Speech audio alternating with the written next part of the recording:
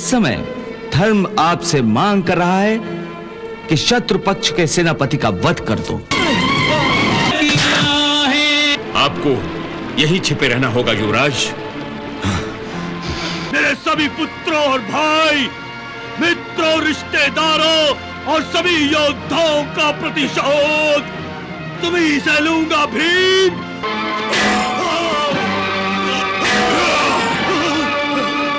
समाधि लगाकर बैठ गए थे और मृत्यु ने अग्नि का रूप लेकर उन पर आक्रमण किया।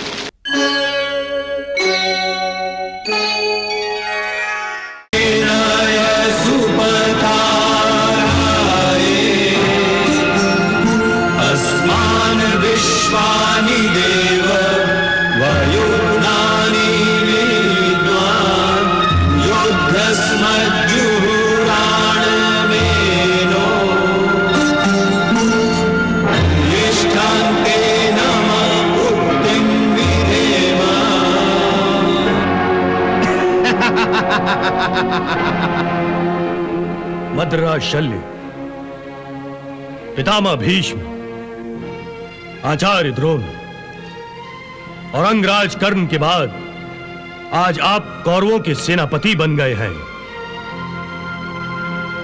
इन तीनों की तरह आप भी एक महान योद्धा हैं और हमारा विश्वास है कि आप पांडवों के सामने हमारा सिर झुकने नहीं देंगे।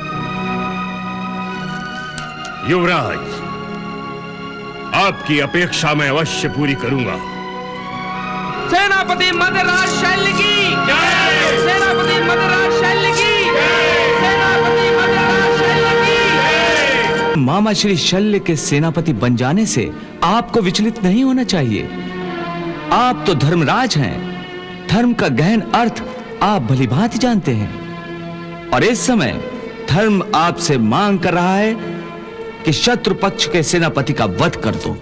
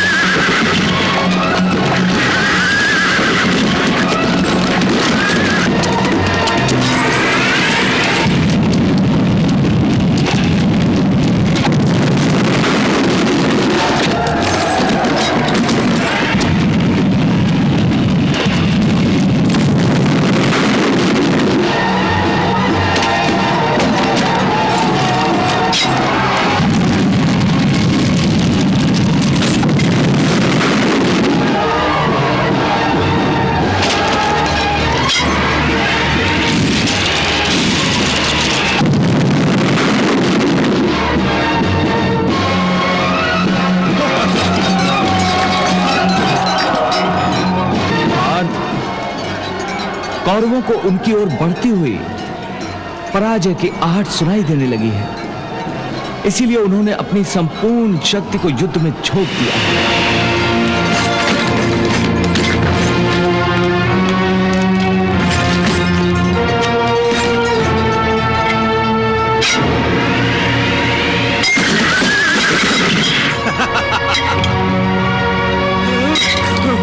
ओहो, मामा श्री, दुर्योधन के परम प्रिय मामा श्री, बहुत जल्दी में दिखाई दे रहे हैं आप।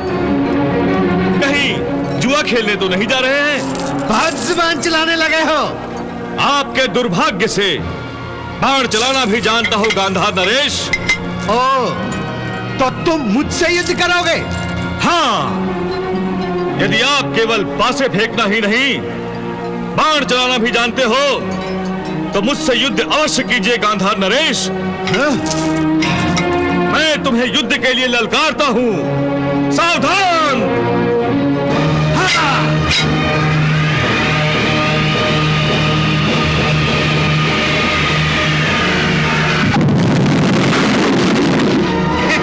देखा सब बोले। हाँ।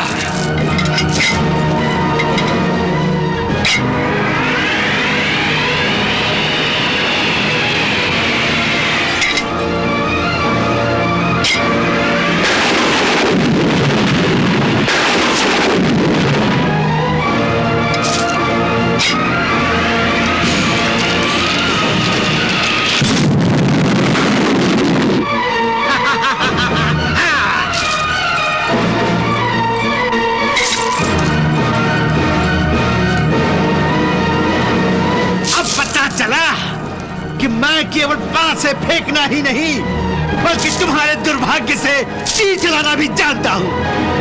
हाँ, अब संभाल।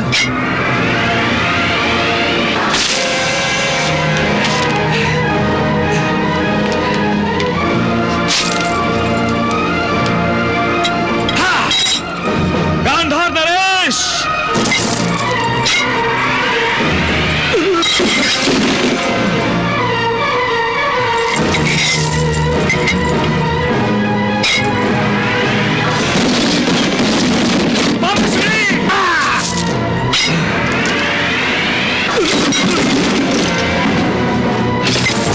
ये द्यूत सभा नहीं है गांधार नरेश, रणभूमि है, रणभूमि।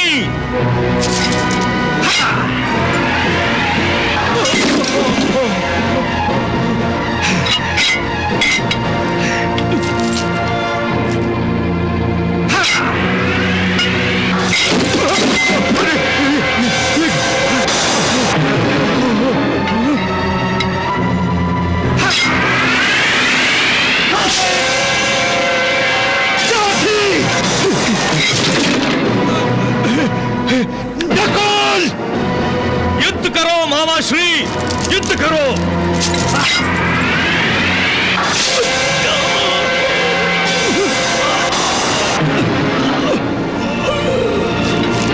छोटे भाई तो पुत्र समान होते हैं।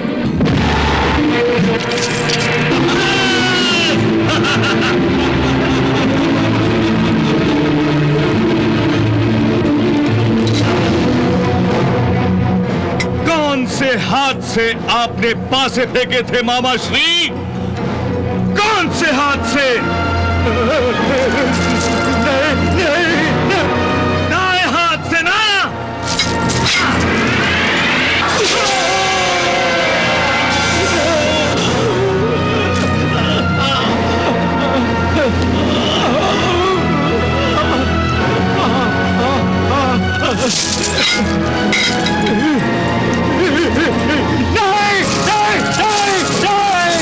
गांधार नरेश, किस हाथ से आप दुर्योधन की पीठ थपथपाया करते थे?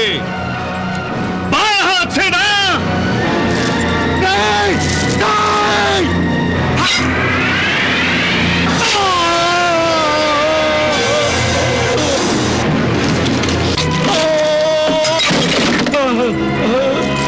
आपकी विषैली जिह्वा के कारण ही हस्तिनापुर का वातावरण दूषित हो गया था गांधार नरेश। आप ही ने एक भाई के मन में दूसरे भाई के विरुद्ध विष भर दिया था।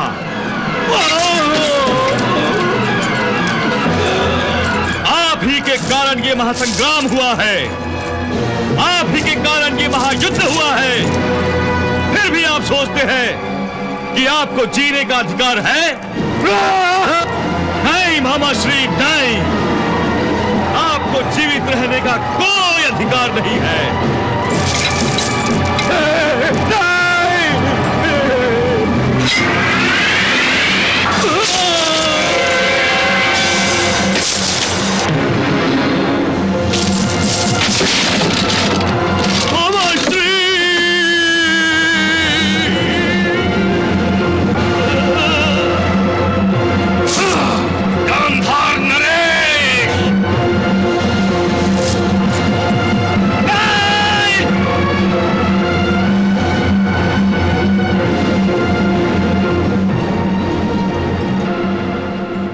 मृत्यु का स्वाद तो सबको चखना ही पड़ता है। महाराज, मेरे इतने सारे पुत्रों की मृत्यु के बाद मन ने धीरज करना सीख लिया है।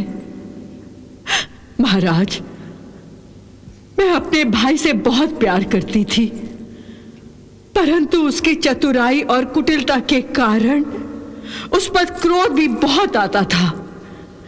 परंतु आज उस पर क्रोध नहीं, दया आ रही है। ईश्वर गांधार नरेश शकुनी की आत्मा को शांति दे।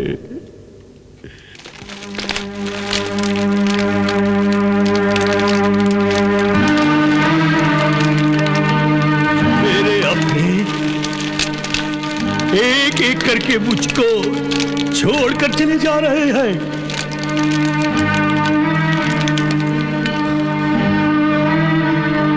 मामा श्री के मृत्यु के बाद मुझे ऐसा लग रहा है अश्वत्थामा कि मेरी आत्मा ही मुझको छोड़कर चली जा रही है। उन्होंने हर भले बुरे में मेरा साथ दिया था।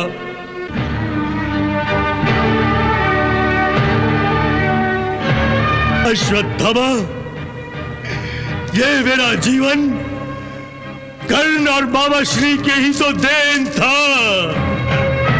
इन दोनों के ही बल पर मैं भरतखंड का सम्राट बन पाया था और मामा श्री ने ही पांडवों को जुए में हराकर मुझे सम्राट बनाया था। धिक्कार है मेरे शौर्य पर, धिक्कार है मेरे बाहुबल पर और धिक्कार है मेरी गदा विद्या पर। धिक्कार है।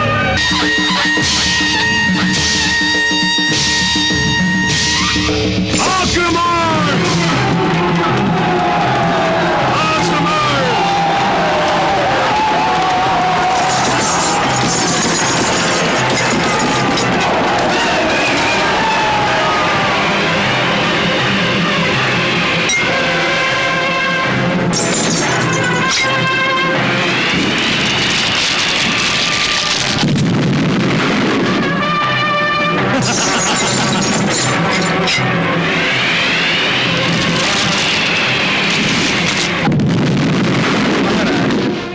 आज के दिन के युद्ध का प्रारंभ हो चुका है। न जाने आज वो ऊपर बैठा इतिहासकार किसके रक्त से इतिहास लिखने वाला है।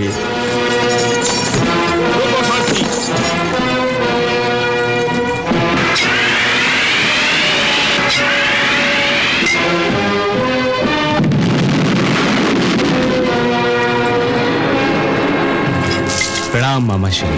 विजयी भव।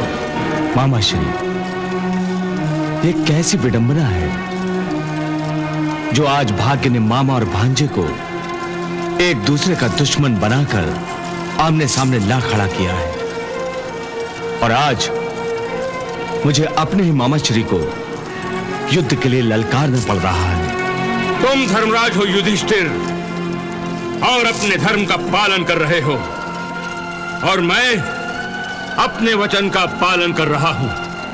यदि तुम्हें दुर्योधन पर विजय प्राप्त करनी है तो पहले मुझ पर विजय प्राप्त करनी होगी और जब तक मैं जीवित हूं तब तक तुम दुर्योधन पर विजय प्राप्त नहीं कर सकोगे।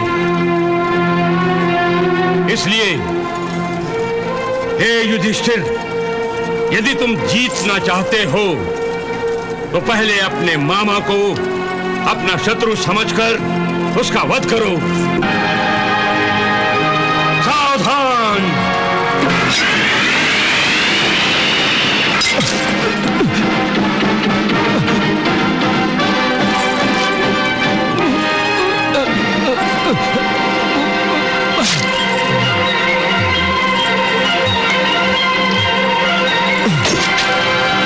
युद्ध करो युधिष्ठिर, युद्ध करो।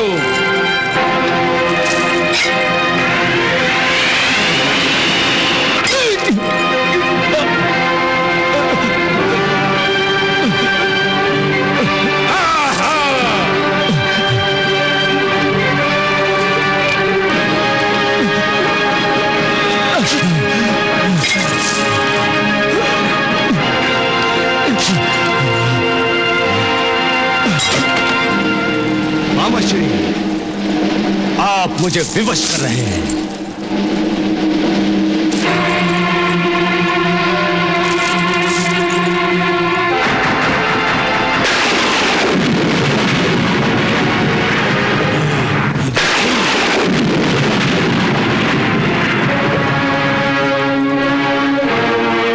सावधान मामा श्री।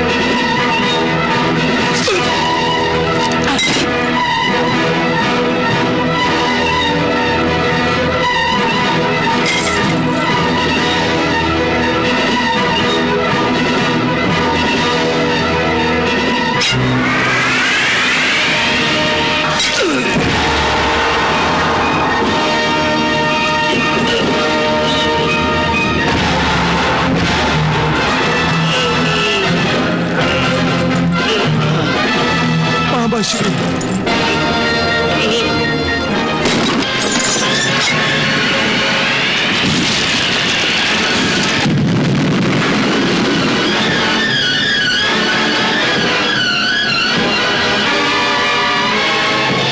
हे सारथी, वो पापी दुशासन जहां कहीं भी हो, रथ उसके सामने ले चलो। जो आज्ञा।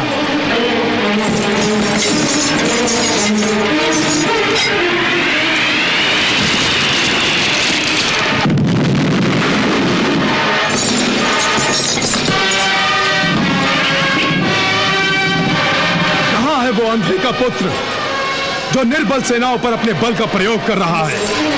कहां है वो? रुको सारथी।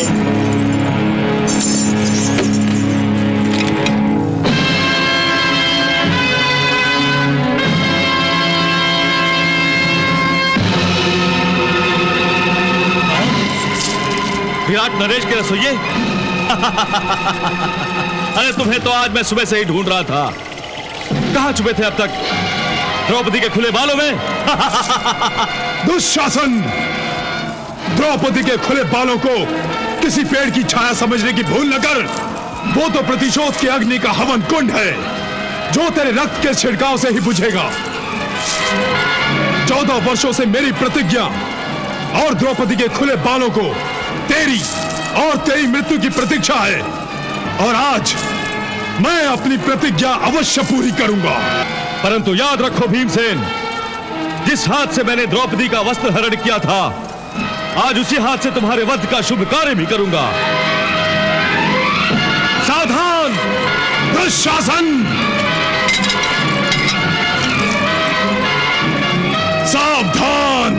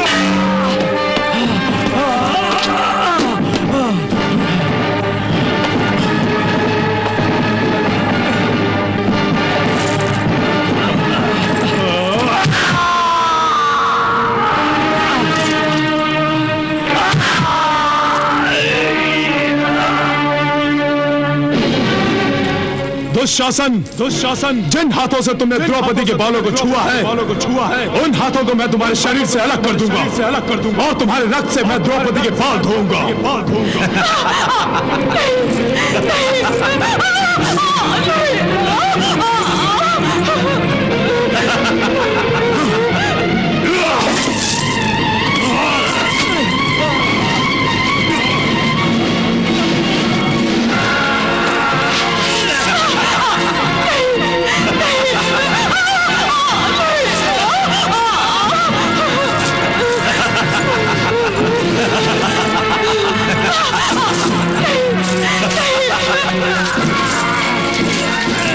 बलि रण में एक घायल सिंह की भांति दहाड़ रहा है।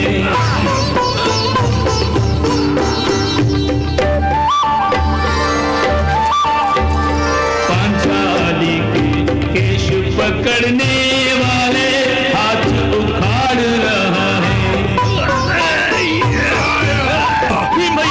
इसने घसीटा द्रौपदी को,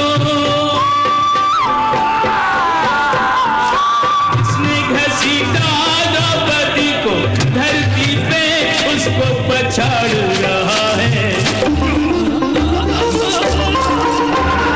इसने घसीटा द्रौपदी को धरती पे उसको पछाड़ रहा है। इसने सती का मान बिगाड़ा, उसका हाल बिगाड़ रहा है। इसने सती का मान बिगाड़ा, उसका हाल बिगाड़ रहा है। दुशासन, यही वो अशुभ हाथ है ना जिसने पांचाली द्रौपदी के बालों को पकड़ने का दुस्साहस किया था। दुशासन, यही वो हाथ है ना जिसने पांचाली द्रौपदी को निर्वस्त्र करने का पाप करवाया था।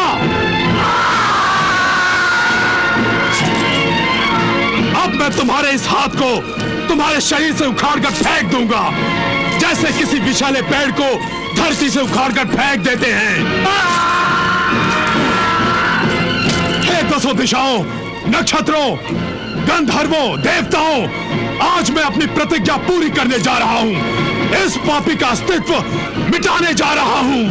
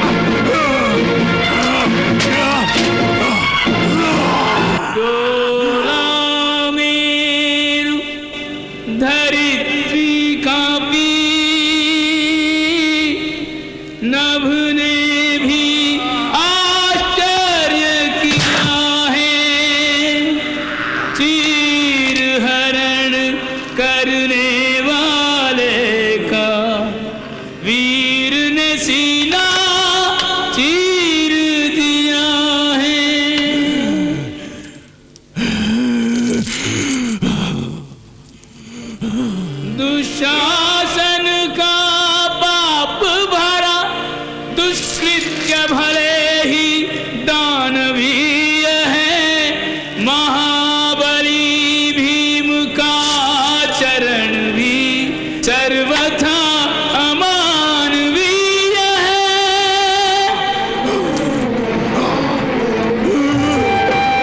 मानव की संवेदनशीलता जो प्रतिशोध की अग्नि जलाए।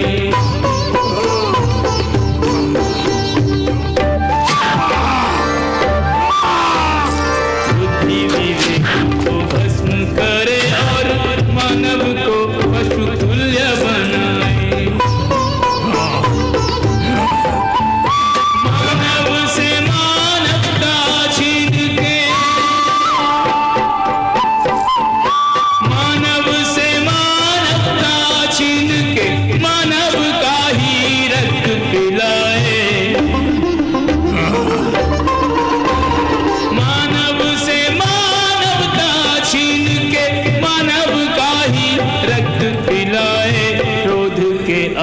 ही बोध मिटे और हिंसा भैरव नृत्य कराए।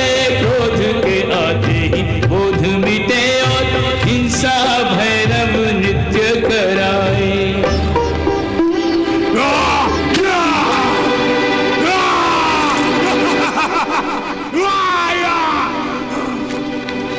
हिंसा के पर्व में मत विजय गर्व में योद्धा उत्भ्रांत सा अट्टहास कर रहा।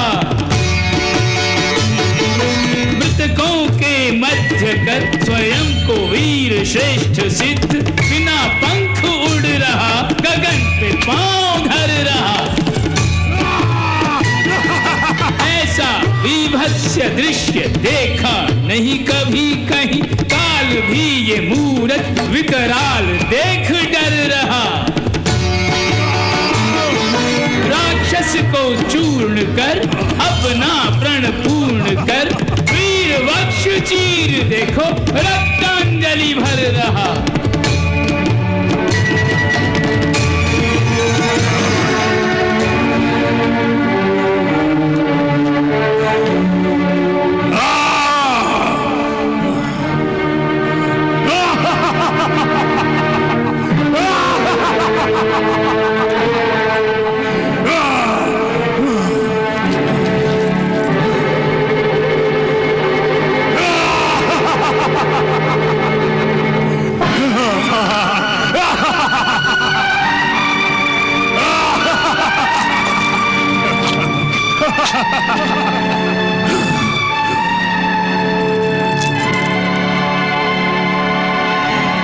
हे वासुदेव, हे भ्राताश्री, मैंने अपनी पहली प्रतिज्ञा पूरी की है।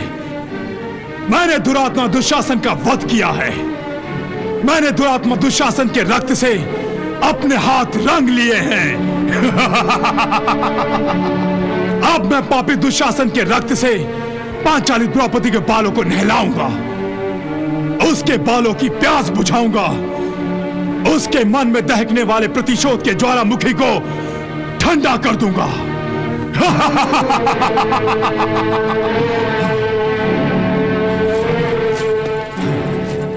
भीम के जैसा एक महामानव, दानव के वध को बन दानव, आहत देह से रक्त की बूंदें मानवता को छोड़ के लाया। श्रेष्ठ गदाधर भीषण घाती, हाड़ के दुशासन की छाती, छाती से कुरुवंश की थाती मर्यादा को तोड़ के लाया।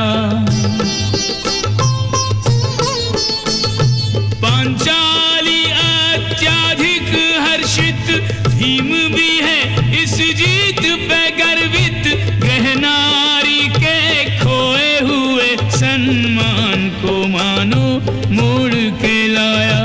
काम नहीं था यह साधारण, एक नारी के हठ के कारण महाभारत के सारे निचोड़ को अपना शौर्य निचोड़ के लाया। अपना शौर्य निचोड़ के लाया। रक्त के रंग से केश रंगा के, रक्त से ही अभिषेक करा के, रक्त प्रिया काली सी द्रौपदी रक्त से रास रचाने लगी है।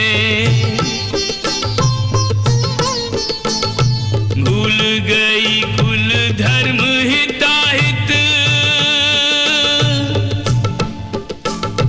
रक्तिम भेंट से हो प्रोत्साहित। रक्त में रहती है अग्नि समाहित, अग्नि से अग्नि बुझाने लगी है। रक्त की मात्रा अंजूरी भर है और प्रतिशोध की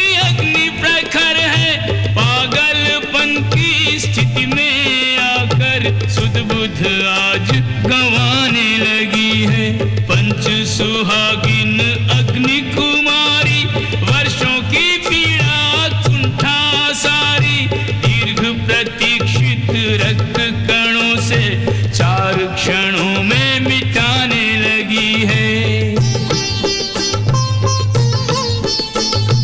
रक्त से रास रचाने लगी है।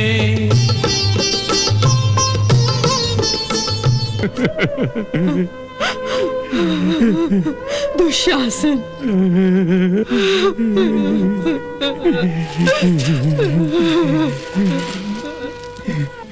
जी करता है कि भीम का गला अपने हाथों से ऐसे दबा दूं कि चीख तक न निकल सके।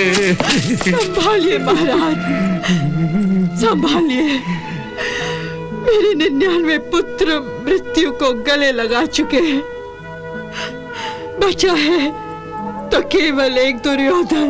मित्र अश्वत्थामा, अब अपना सब कुछ गंवाने के बाद मैं ना ये युद्ध जीतना चाहता हूं और ना इस युद्ध के बाद जीना चाहता हूं, परंतु मरने से पहले उन 5 पांडवों का सर्वनाश करना चाहता हूं। मेरी सदा ही एक ही इच्छा रही है कि मैं भारतवर्ष का सम्राट बन जाऊं, परंतु अब स्वयं भगवान भी मुझे सम्राट बनने का अवसर प्रदान करें तो मैं उसे ठुकरा दूंगा और उसके बदले 5 पांडवों के सर्वनाश करने की शक्ति मांग लूंगा। मैं 5 पांडवों के सर्वनाश के लिए कुछ भी करने को तैयार हूं। अपने माथे पर भगोड़ा होने का कलंक लगाने और कहीं भी चले जाने को तैयार हूं अश्वत्थामा,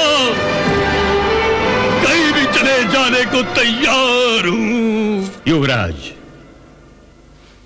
आपने ये निर्णय भावुक होकर लिया है, इसलिए एक बार और सोच लीजिए।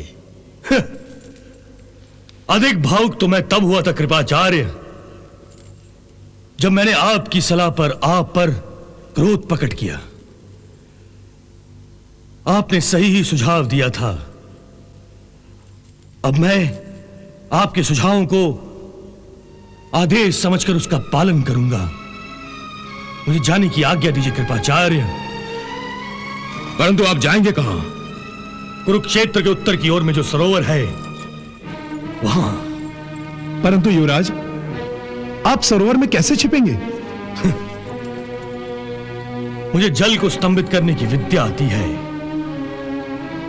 मैं जल के अंदर छुपकर जल को अचल कर दूंगा। यदि पांडव मुझे ढूंढते ढूंढते वहां तक पहुंच भी गए, तब भी उनको ज्ञात नहीं होगा कि जल के अंदर कोई मनुष्य छुपा है।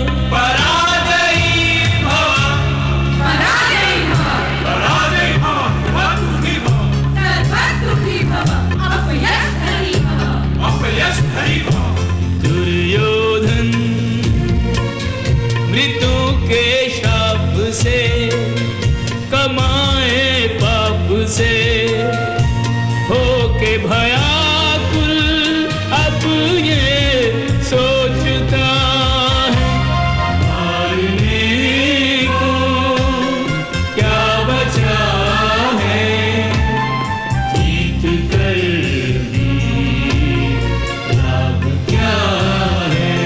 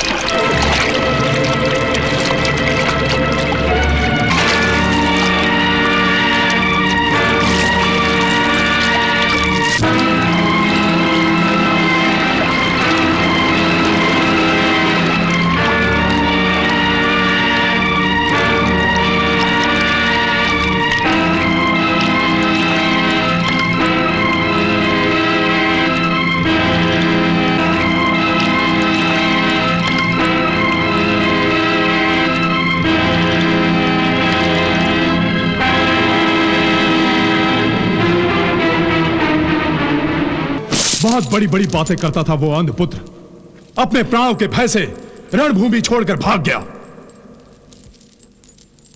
कायर का पुत्र कायर ही निकला।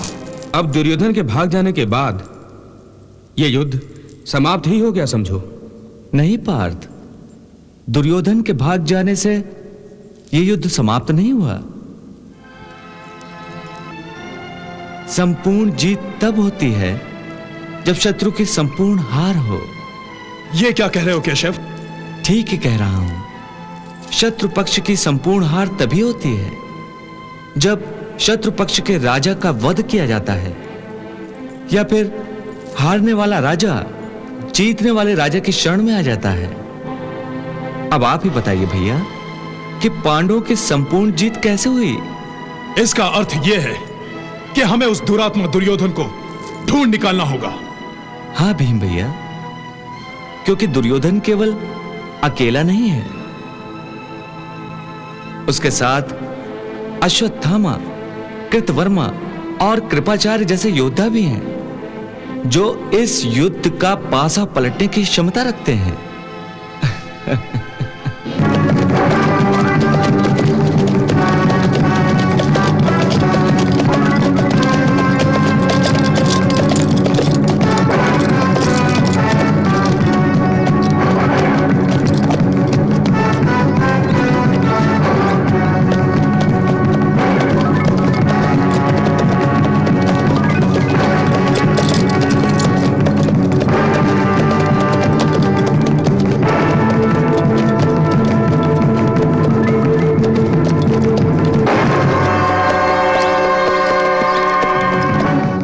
आशंका थी वही हुआ। पांडवों के गुप्तचर दुर्योधन को खोजने निकल पड़े हैं।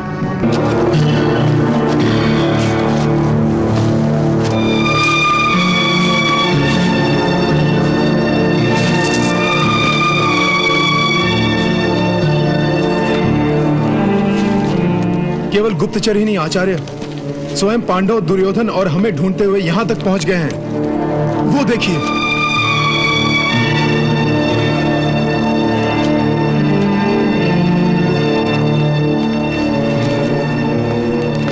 अच्छा हुआ भीम ने हमें नहीं देखा, परंतु यदि भीम ने दुर्योधन के छुपने के गुप्त स्थान को देख लिया तो?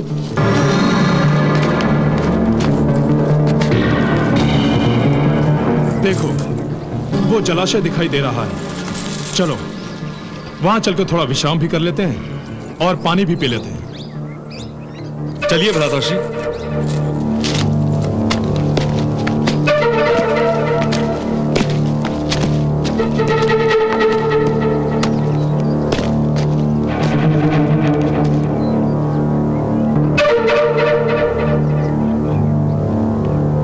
देख रहे हो नकुल? हाँ भ्राताश्री, पानी तो बर्फ की तरह जम गया है।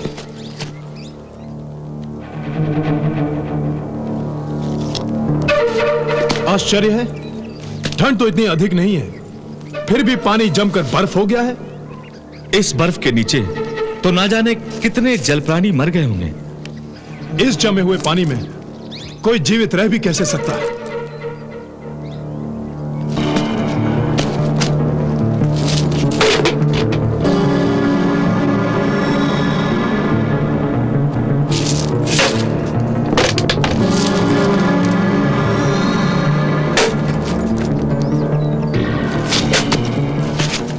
बड़े भैया, यहां रुककर हमें अपना समय नहीं गंवाना चाहिए।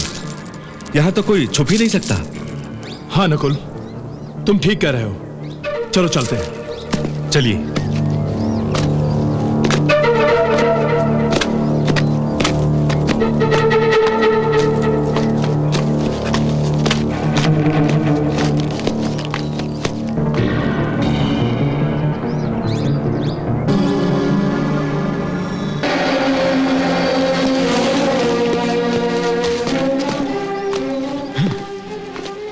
समझ में नहीं आता वो भगोड़ा कहां छुप गया।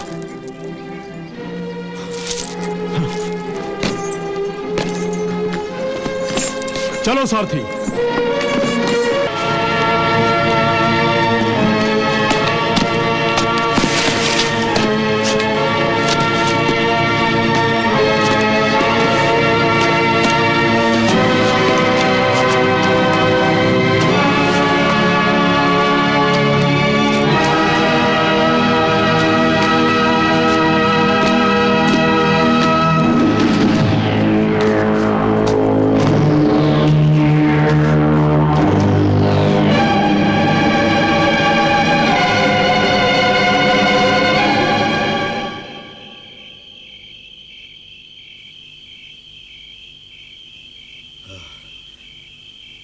युवराज दुर्योधन! युवराज दुर्योधन! युवराज दुर्योधन! युवराज दुर्योधन!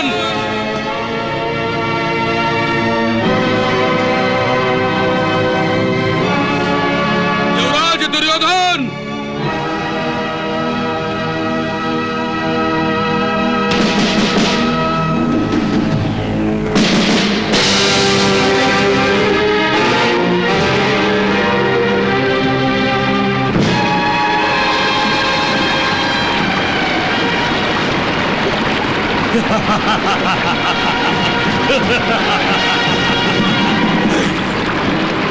युवराज, युवराज आइए।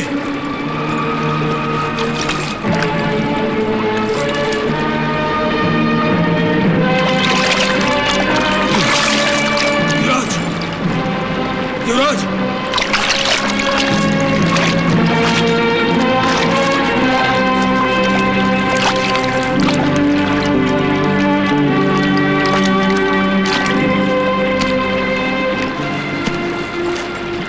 प्रणाम युवराज। भीम और नकुल मुझे ढूंढते ढूंढते यहां तक पहुंचे थे, परंतु संयोग से मैं बच गया। और उनके गुप्तचर, वो हम तीनों को भी ढूंढ रहे हैं। अब यहां और ठहरना खतरे से खाली नहीं है। युवराज को मैंने सरोवर के अंदर छुपने की सलाह केवल एक दिन के लिए दी थी, क्योंकि मैं जानता था कि एक दिन में पांडव चारों दिशाओं में घोड़े दौड़ाकर ढूंढने की चेष्टा करेंगे। तो फिर हमें समय नष्ट किए बिना इसी क्षण चल पड़ना चाहिए। नहीं कृतवर्मा, नहीं। अभी तो अंधेरा है, परंतु कुछ समय बाद सूर्योदय होने वाला है और पांडवों के गुप्तचर हमारी खोज में हैं। अपनी नजरों के जाल बिछाए हमारी प्रतीक्षा में बैठे होंगे। कृपाचार्य जी, आप ठीक कह रहे हैं, लेकिन यहां रुकना भी तो ठीक नहीं है। यहां पर खतरा ही खतरा है। यह खतरा तो हमें मोल लेना ही होगा। कम से कम कल रात तक आपको यही छिपे रहना होगा युवराज।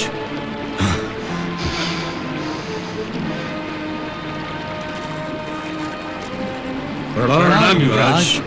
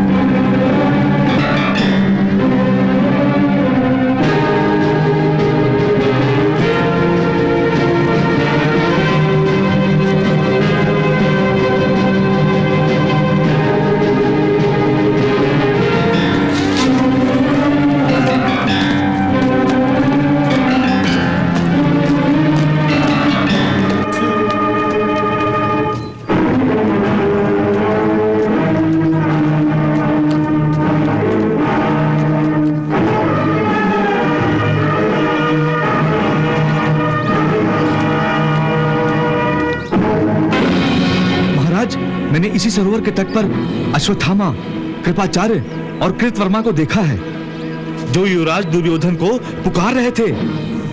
और कुछ ही क्षणों में युवराज दुर्योधन इस सरोवर से बाहर निकल आए थे और कुछ देर तक चारों ने आपस में बातचीत की और फिर युवराज इसी सरोवर में जाकर छुप गए।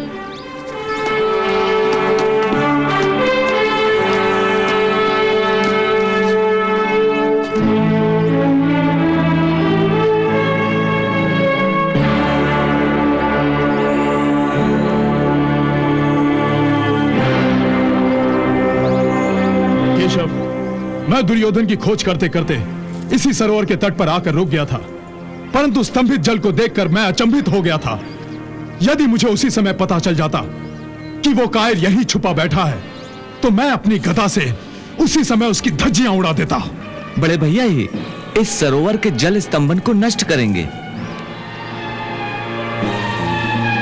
आज मैं अभी इस सरोवर के जल स्तंभन को नष्ट करके महाभारत के मुख्य अपराधी को सबके सामने लेकर आता हूं। नकुल,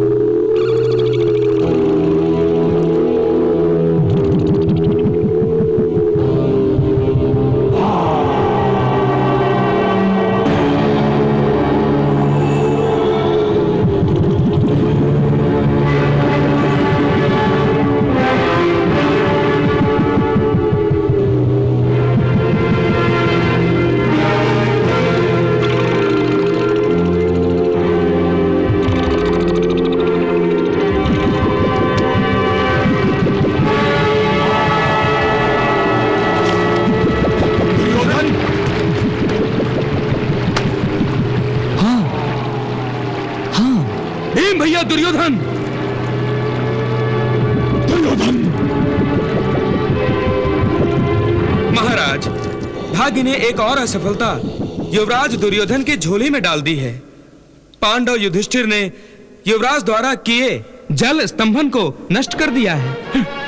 क्या? सरोवर में छुपे दुर्योधन को देखकर सभी पांडव और उनके सैनिक खुश होकर गर्जना कर रहे हैं।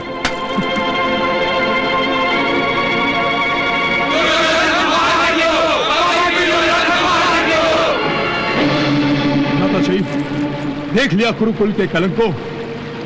मैंने तो सुना था कि लोग चुल्लू भर पानी में डूब मरते हैं, परंतु इस निर्लज को तो इस सरोवर में डूबकर भी मौत नहीं आई। हेम भैया, ऐसे पापी, कायर और निर्लज को मृत्यु भी अपनी शरण में लेने से इनकार करती है। हे दुर्योधन, तुमने हमेशा अन्याय और अधर्म किया है, परंतु मैं तेरे साथ कोई अन्याय और अधर्म करना नहीं चाहता। इसलिए सीधी तरह से जल से बाहर निकल आ और क्षत्रिय धर्म के अनुसार हमसे युद्ध कर। यदि तुमने हमें परास्त कर दिया तो तुम भारतवर्ष के सम्राट कहलाओगे, अन्यथा वीर गति को प्राप्त होकर स्वर्ग जाओगे। दोनों ही स्थिति में तुम्हारी कीर्ति है दुर्योधन। इसलिए कायरता को छोड़कर वीरता से इस जल से बाहर आओ और हमसे युद्ध करो।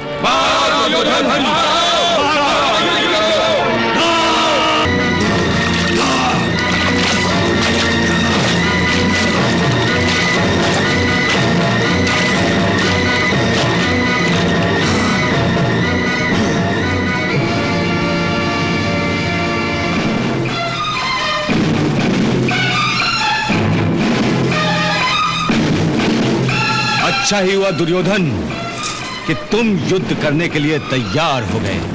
ये अच्छा नहीं हुआ तुम सबके लिए, क्योंकि मैं अब भी कृष्ण सहित तुम सब पांडवों का वध करने की क्षमता रखता हूं।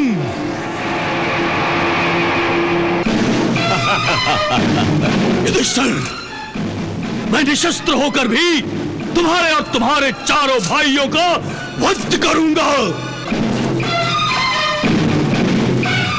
मेरे सारे भाई मारे गए, अब तुम मेरे हाथों मारे जाओगे। ठीक है, तो विलंब क्यों? हम तत्काल युद्ध आरंभ करते हैं। तुम पांचों मुझ अकेले से युद्ध करोगे? हाँ, भला इसमें आपत्ति क्या है? ये सरासर अधर्म है, अधर्म।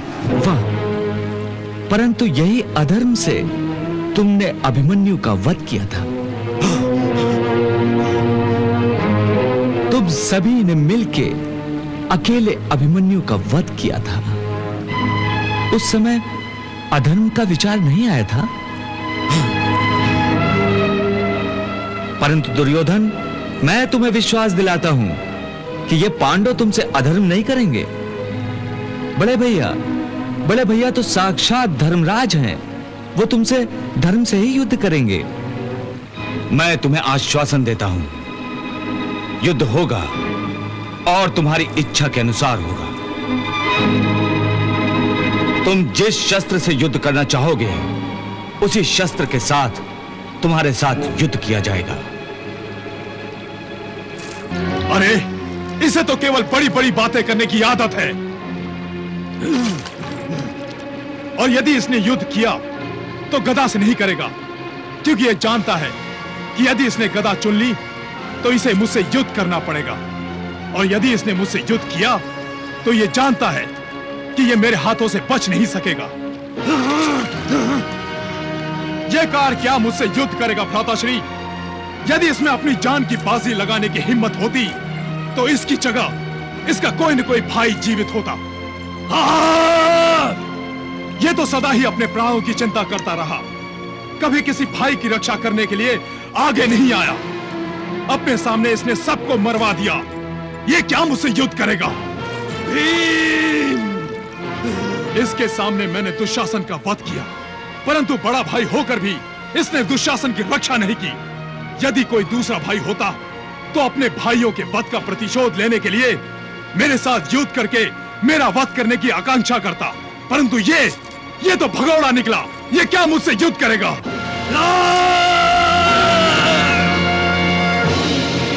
ये तो केवल एक निर्बल नारी का भरी राज्यसभा में अपमान कर सकता है, परंतु मुझसे युद्ध नहीं कर सकता।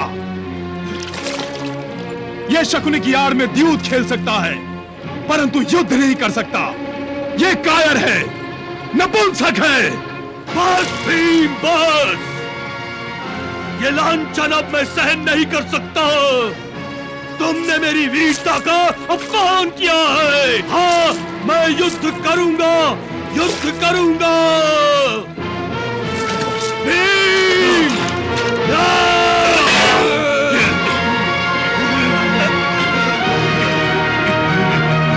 भीम! मैं तुम्ही से युद्ध करूंगा, तुम्ही से।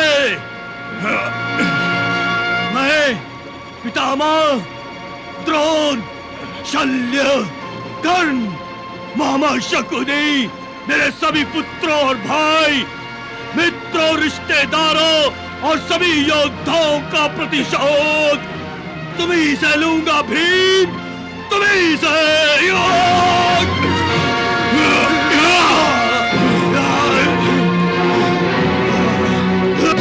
बहुत बड़ी भूल की तुमने पुत्र, बहुत बड़ी भूल की।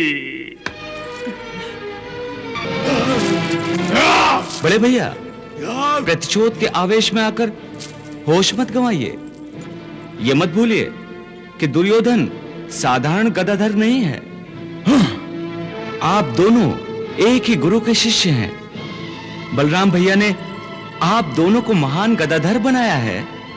आज इस बात का फैसला हो जाएगा कि सर्वश्रेष्ठ गदाधर कौन है। आज मैं इस पांडवों के जन्मजात बैरी को सदा मौत की नींद सुला दूंगा।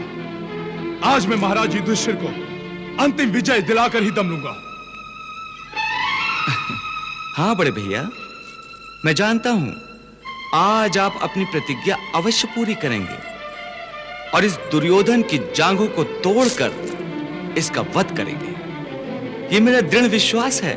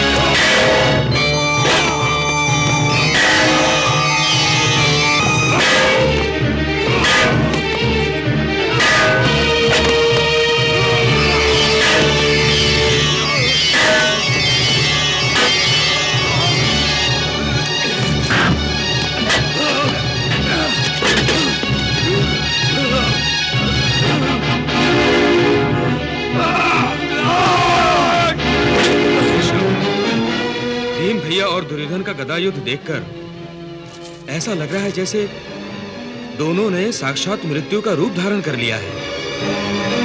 आज सूर्यास्त से पहले इस युद्ध का निर्णय नहीं हो पाएगा। नहीं पार्थ, आज सूर्य भी इस युद्ध की समाप्ति से पहले अस्त नहीं होगा।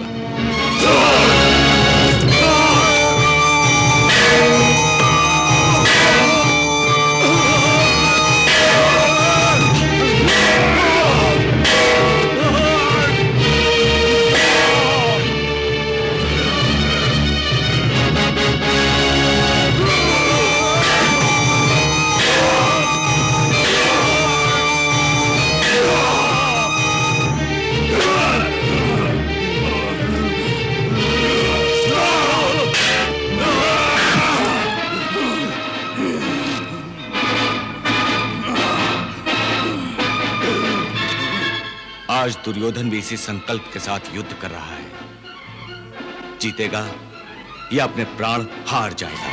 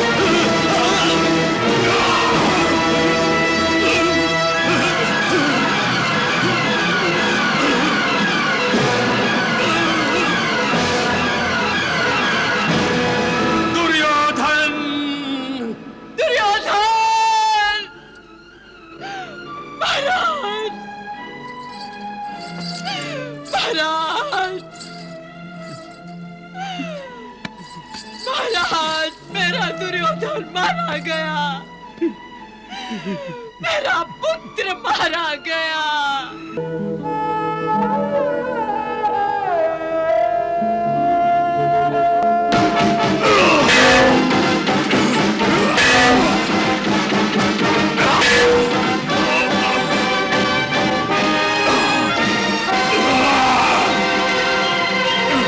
ठहरिए भीम भैया, ठहरिए। कदाचित ये मर चुका हो। दुर्योधन अब जीवित नहीं है।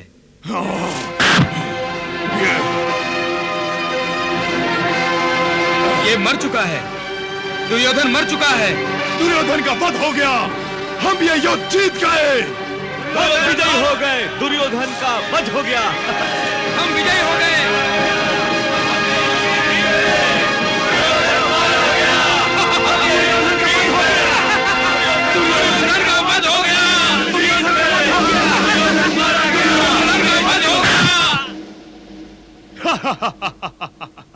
हे दसों दिशाओं, नक्षत्रों, यक्षों, देवताओं, आज मैंने इस महायुद्ध का अंतिम पर्व इस पापी दुर्योधन के रक्त से लिखकर समाप्त कर दिया है। आज से यह युद्ध समाप्त हो गया। पांडव विजयी हुए और यह पापी दुर्योधन सम्राट बनने के सपने देखते देखते सचमुच सो गया। हमेशा के लिए मृत्यु की नींद सो गया। भीम भैया, अपने क्रोध पर अंकुश लगाइए और एक योद्धा की भांति व्यवहार करना सीखिए। कोई योद्धा किसी शव पर खड़े होकर यूं विजय उत्सव नहीं मनाता। हाँ, आपको अपनी जीत की खुशियां मनानी है तो हम कहीं और चलकर मनाते हैं। हाँ भीम भैया। हाँ,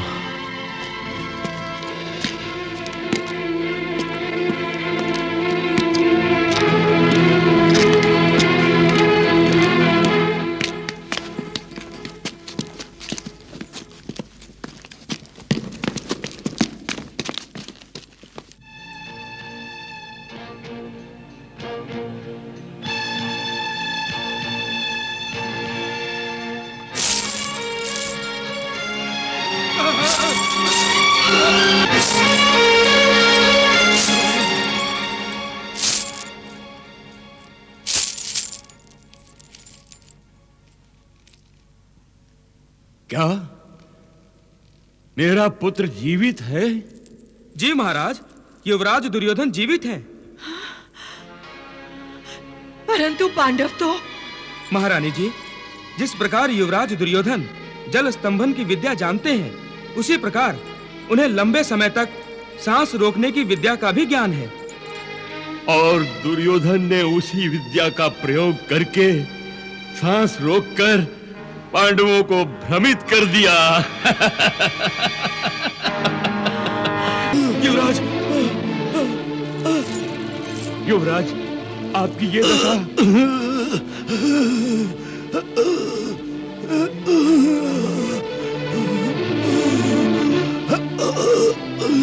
काश हमने युवराज को अकेले न छोड़ा होता। काश मैंने आपको युद्ध भूमि छोड़ने की सलाह न दी होती। हमारे जीवन का परम उद्देश्य आपके प्राणों की सुरक्षा करना था, हमारे सम्राट की सुरक्षा करना था, परंतु हम आपकी सुरक्षा नहीं कर सके। हमारे सामने हमारा सम्राट हिंसक पशुओं से घिरा धूल में पड़ा है और हम जीवित हैं। धिक्कार है हमारे जीवन पर, धिक्कार है हमारी वीरता पर, और धिक्कार है हमारी मित्रता पर। महाराज, हम अपनी इच्छा से जीवित नहीं हैं, बल्कि हमारे भाग्य ने हमें दंड देने के लिए जीवित रखा है, ताकि हम अपने ही हाथों से अपने पुत्रों को तिलांजलि दे सके। तुम ठीक कह रही हो गांधारी। संसार में माता पिता के लिए सबसे बड़ी सजा यही होती है कि उनके जीते जी उनके पुत्रों की मृत्यु हो, उनकी अर्थी उठे। मित्र, मैं कृपाचार्य कृतवर्मा के सामने तुम्हारे रक्त से सनी हुई इस मिट्टी को अपने हाथों में लेकर प्रतिज्ञा करता हूं कि जिन पांडवों ने तुम्हारे रक्त को मिट्टी में मिलाया है, मैं उन पांडवों को मलियामेट कर दूंगा।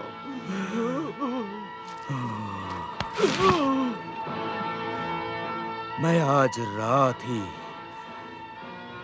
इस अंधकार में पांडवों के शिविर में जाकर, जब वो सो रहे होंगे, मैं उन पांचों पांडवों को मृत्यु की नींद सुला दूंगा। मेरा विश्वास करो युवराज, मैं सूर्य की पहली किरण निकलने से पहले ही उन पांचों पांडवों का वध करके ही लौटूंगा। हाँ युवराज, मुझे बस आज्ञा दीजिए। अवश्य, अवश्य।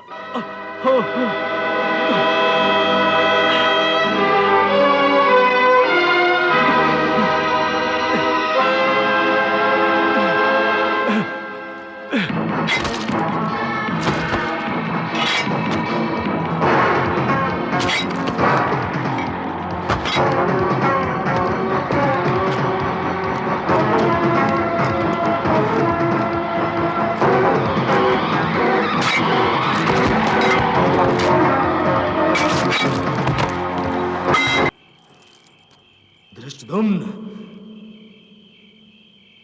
कौन है? तुम्हारी मृत्यु। अश्वत्थामा? हे कायर धृष्टद्युम्न, तूने मेरे पिता की हत्या चेत अवस्था में की थी, परंतु मैं तुझे सचेत अवस्था में मारूंगा।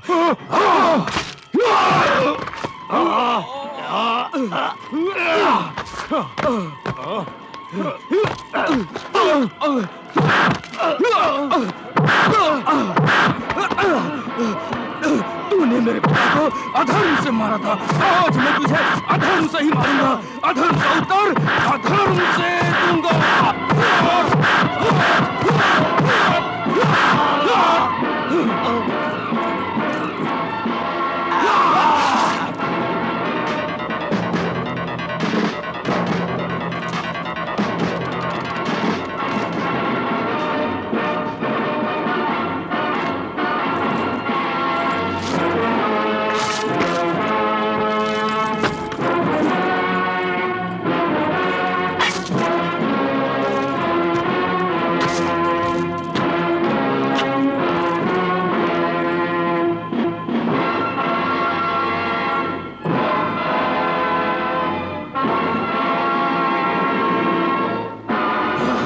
मामाश्री, मैंने पापी धृष्टद्युम्न की हत्या करके अपने पिता का प्रतिशोध ले लिया।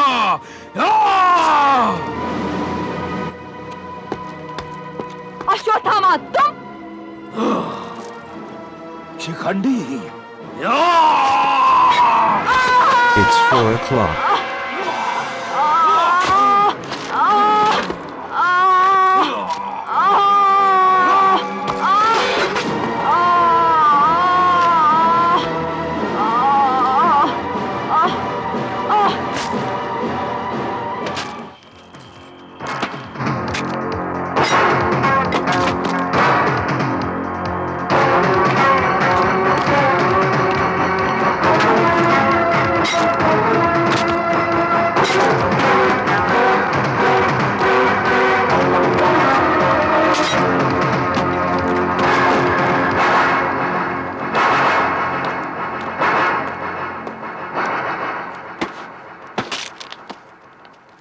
महाराज, अश्वत्थामा के रूप में साक्षात महाकाल पांडवों के शिविर की ओर बढ़ रहा है।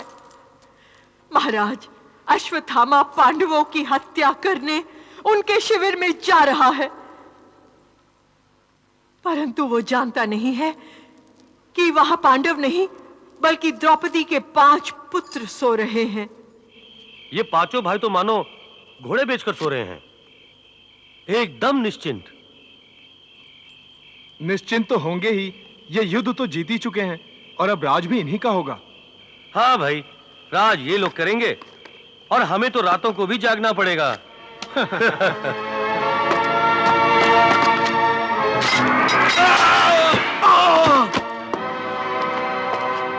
ठहरो अश्वत्थामा, मैं भी तुम्हारे साथ अंदर चलता हूं। नहीं, लेकिन वो 5 हैं और तुम अकेले। मेरी प्रतिज्ञा के आड़े कोई नहीं आएगा। मैंने उन 5 को अपने हाथों से मारने की शपथ ली है और मैं ही उन 5 को मारूंगा। तुम दोनों बाहर पहरा दो।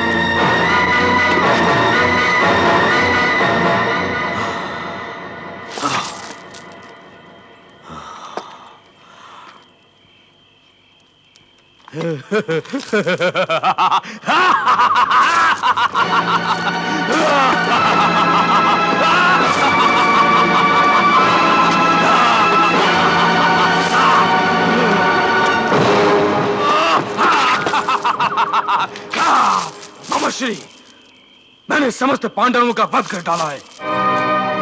मेरी प्रतिज्ञा अब पूरी हो गई है। मेरे प्रतिशोध का अध्याय भी समाप्त हो गया है। चलिए मामाश्री, युवराज दुर्योधन को अपनी विजय का यह शुभ समाचार सुनाते हैं। चलिए। महाराज, अश्वत्थामा ने द्रौपदी के 5 पुत्रों की निर्मम हत्या करके कैसा महापाप किया है। द्रोणाचार्य जैसे धर्मवीर का पुत्र होकर भी अश्वत्थामा ने कैसा अधर्म किया है महाराज।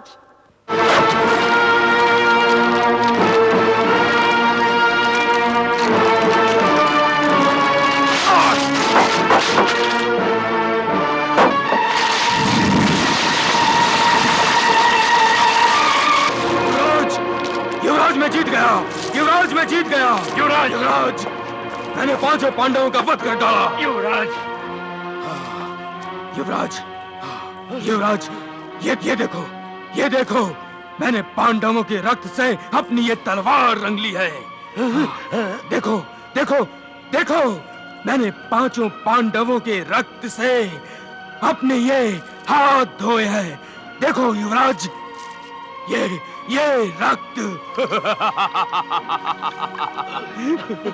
मैंने अपने पिता श्री के हत्यारे धृष्टद्युम्न को भी मार डाला। मैंने शिखंडी को भी परलोक पहुंचा दिया। मित्र अश्वत्थामा। हाँ मित्र, हाँ। तुमने मुझे ये समाचार सुनाकर धन्य कर दिया।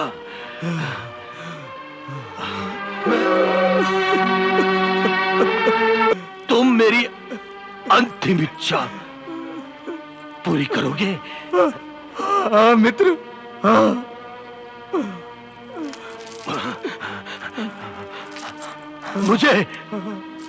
मुझे उन 5 पांडवों की मृत्यु का समाचार फिर से सुनाओ अश्वत्थामा। हाँ, हाँ, फिर से सुनाओ। मित्र, मैंने 5 पांडवों के शिविर में घुसकर उनको सोते में ही एक एक करके मार डाला।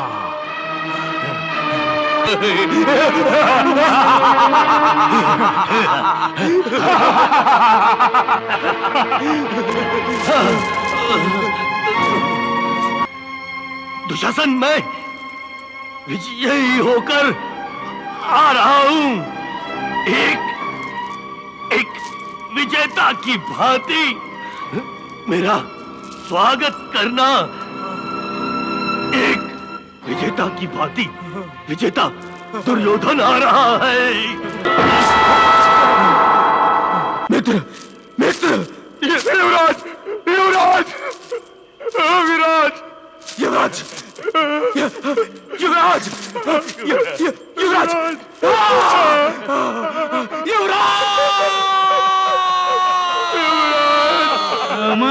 समाचार सुन पांडव वध का,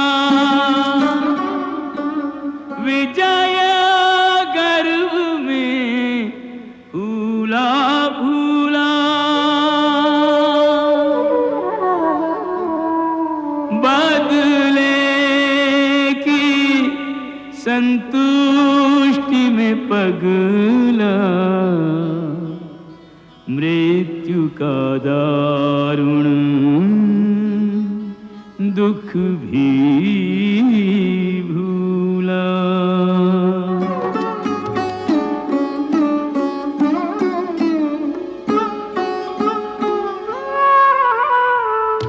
तिल भर भूमि न देने वाला, सारी भूमि को छोड़ चला। राज मुकुट का अभिलाषी था, धूल की चादर ओढ़ चला। तिल भर भूमि न देने वाला, सारी भूमि को छोड़ चला। ईर्ष्या और लोभ के कारण, ईर्ष्या और लोभ के कारण लुप्त हो गए सद्गुण सारे। अब क्या सोचे आंखें मूंदे, अब क्या मांगे हाथ पसारे। गगन के तारे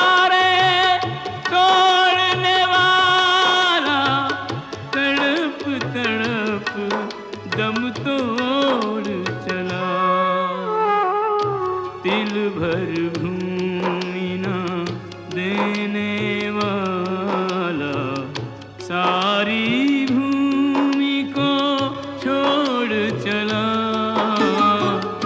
राजमुकुट का अभिलाषी था, धूल की चादर ओढ़ चला। इल भर भूमि न देने वाला सारी भूमि को छोड़ चला। हे अश्वत्थामा, तुम स्वयं अपना तिरस्कार करोगे। इस जीवन से जिसे आज तुम बहुत प्रेम करते हो, तुम्हें उसी से घृणा होने लगेगी। तुम मृत्यु के लिए भीख मांगोगे, परंतु तुम्हें मृत्यु आएगी नहीं। हाँ, परंतु तुम्हें मृत्यु आएगी नहीं। नहीं मधुसूदन, नहीं, ऐसा न कहो।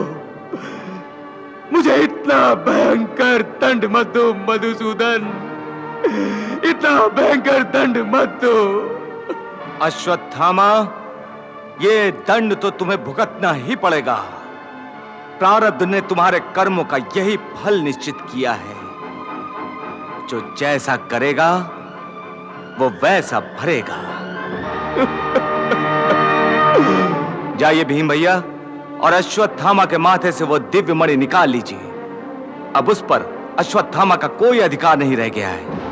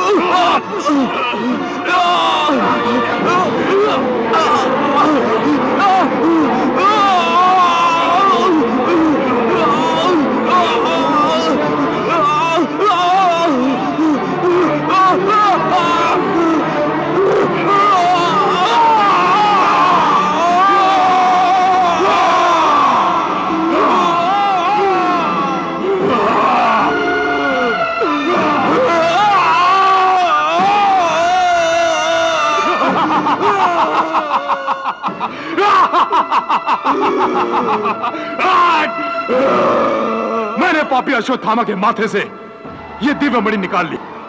वाह भीमसेन, वाह। समय हाथ में पकड़ी रेत की तरह निकल रहा था। एक दिन जिस वन में धृतराष्ट्र, गांधारी, कुंती तपस्या कर रहे थे, उस वन को अचानक आग लग गई। तब तीनों ने मृत्यु का स्वागत करने की सिद्धता कर ली थी। तीनों समाधि लगाकर बैठ गए थे और मृत्यु ने अग्नि का रूप लेकर उन पर आक्रमण किया।